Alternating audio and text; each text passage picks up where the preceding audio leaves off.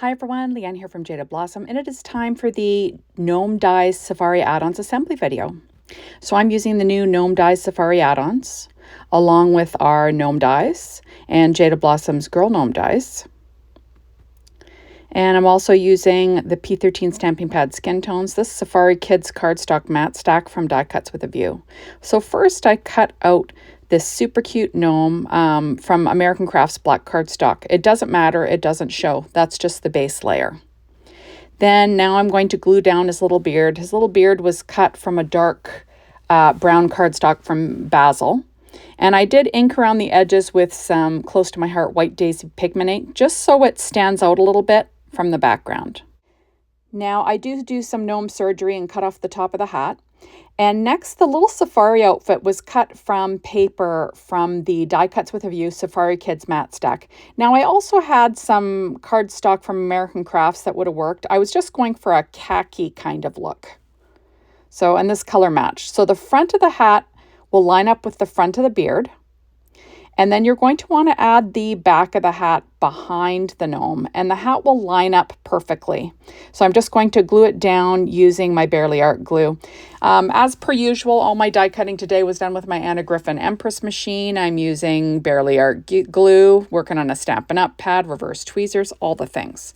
Next, I'm adding on this little hat band, and that was cut from dark chocolate cardstock from Paper Tray Ink, and I do weight it down in between.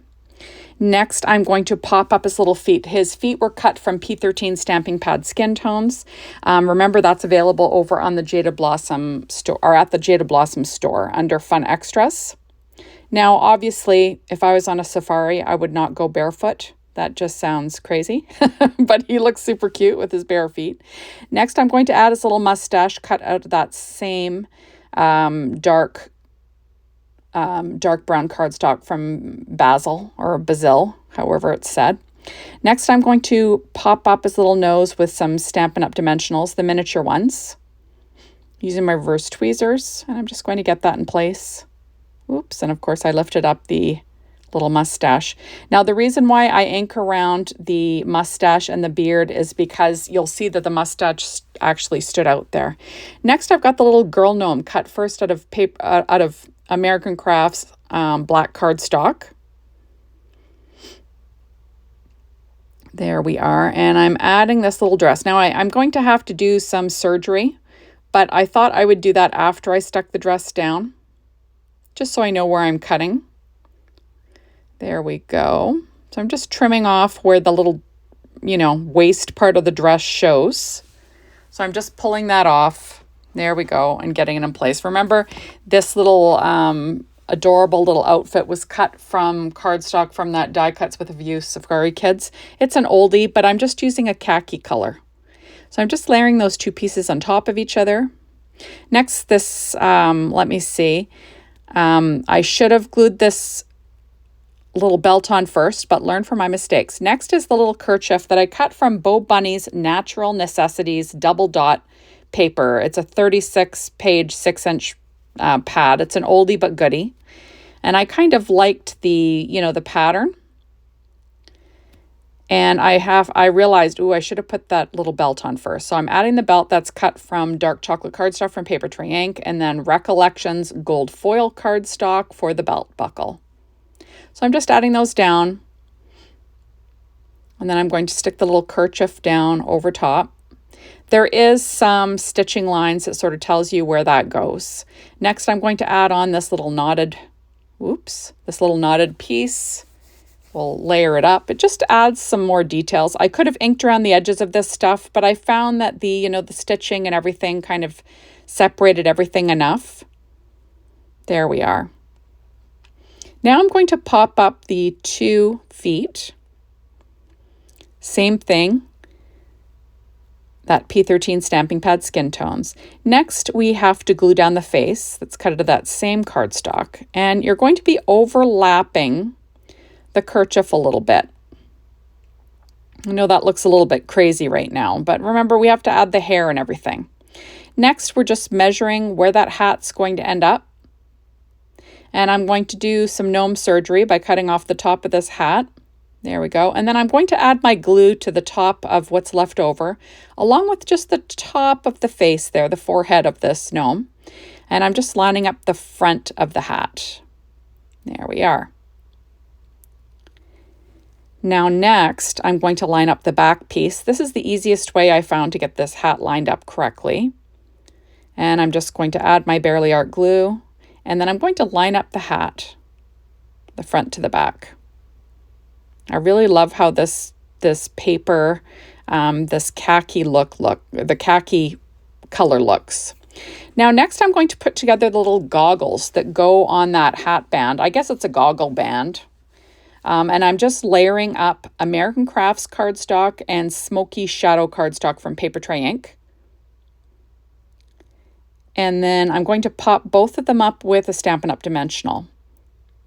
Now, when I was putting these gnomes together, I referred to like a retro safari look, and then I looked at images, and a picture of this gentleman kind of popped into my feed, and he was wearing this fun little safari outfit with the helmet, and I thought, oh, perfect. Now I can, you know, reference the look correctly. So next I'm going to add the little hat band on this safari girl. There we are, just lining things up. And that's that same Paper Tray Ink dark chocolate cardstock. And I'm going to add her hair in, and that is Bazzill or Bazzill. I never know how to say that right, in dark brown. So I'm giving her some fun little braids. There we go. And I'm going to pop up her little nose with two little Stampin' Up! Dimensionals. I'll overlap the hat just a tiny bit. There we go. Isn't she cute? I love her little like neutral look. It's just kind of fun. Now I'm going to add on, so the base piece is American Crafts black cardstock, and then the little, you know, circles or donuts or whatever you want to call them, or edges, are Smoky Shadow Paper Tray Ink cardstock. So it's like a dark gray. Next, I'm going to add on some little bows, and that's cut from that same khaki cardstock. And I'm just slipping them in behind the toes there, using my reverse tweezers. I probably could have put those on before I put the feet on, but you know. There we go. Isn't she cute? She just needs her little goggles. And we're just going to pop them onto the little headband there. I do add, after this video, I do add some glossy accents to the center of those goggles just to make them look a little shiny, but I didn't put that in the video. There we go. So next I'm going to put together this little backpack. So first I am going to add on, so first of all, the main color of this backpack was cut from that same khaki colored cardstock from the Die Cuts with a View Safari Kids matte stack. It's an oldie.